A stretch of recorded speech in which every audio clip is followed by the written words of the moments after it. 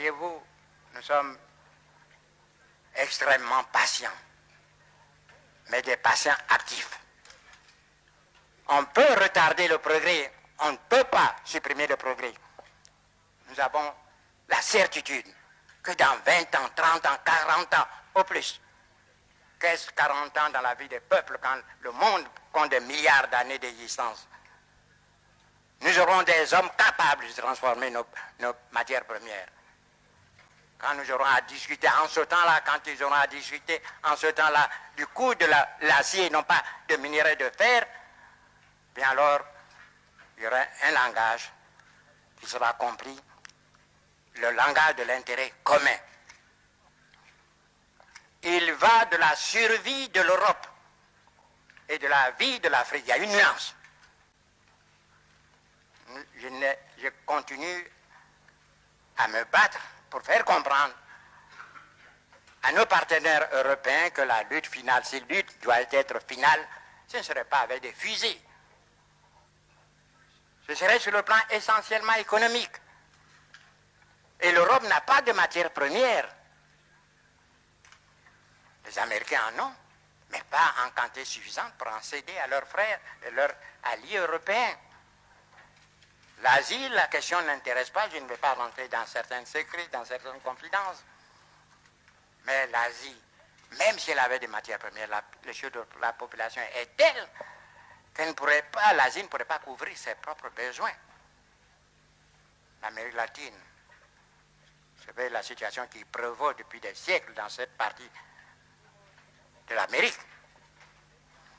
Victime aussi de l'exploitation des mêmes groupes économiques financiers puissants, ne peuvent venir au secours de l'Europe sur le plan des matières premières. Il n'y a que nous, l'Afrique, de loin, le grand propriétaire des matières premières. Nous recelons.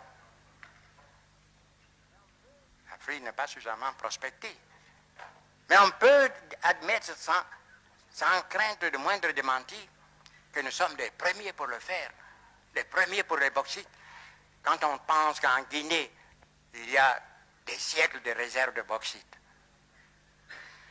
le manganèse, l'uranium, l'Europe a besoin de ces matières premières pour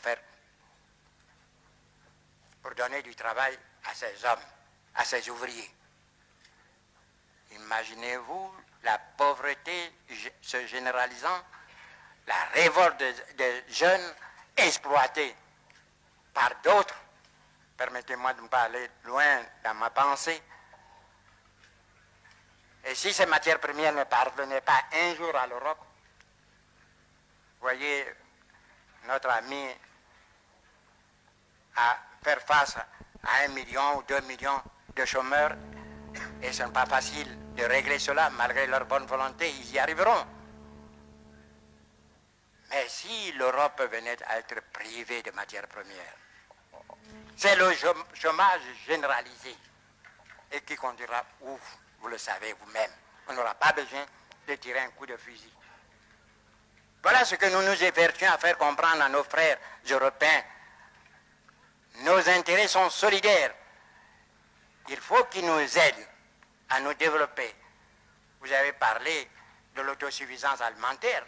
Nous en sommes conscients. Vous croyez que c'est de gaieté de cœur que nos frères tendent la main chaque année pour une aide alimentaire? Ils sont très dignes, mais ils n'ont pas le choix. Je l'ai dit en Côte d'Ivoire, et c'est la pensée du jour qu'on récite chez moi, l'homme qui a faim n'est pas libre. Et c'est vrai. Nous avons quitté la dépendance coloniale. Mais après 20 ans, nous pouvons faire le point. Pour l'essentiel de notre existence, pour la nourriture, pour beaucoup, pour nos soins médicaux, pour notre éducation, bref, pour tout ce qui permet l'épanouissement de l'être humain, nous sommes obligés, il faut le reconnaître, de nous adresser à nos anciens colonisateurs. Vous ne croyez pas que nous soyons conscients de cette triste situation? Nous voulons nous évader de cette situation-là. Nous ne sommes pas une sorte de mer morte qui reçoit l'eau du Jourdain sans rien laisser passer. Voyez-vous, nous parlons avec beaucoup d'images. Et voudrez-vous que je vous dise ceci pour conclure? Chez nous, on dit qu'il faut que vous nourrissiez votre enfant jusqu'à ce qu'il ait poussé des dents, afin qu'il vous nourrisse quand vous aurez perdu les vôtres.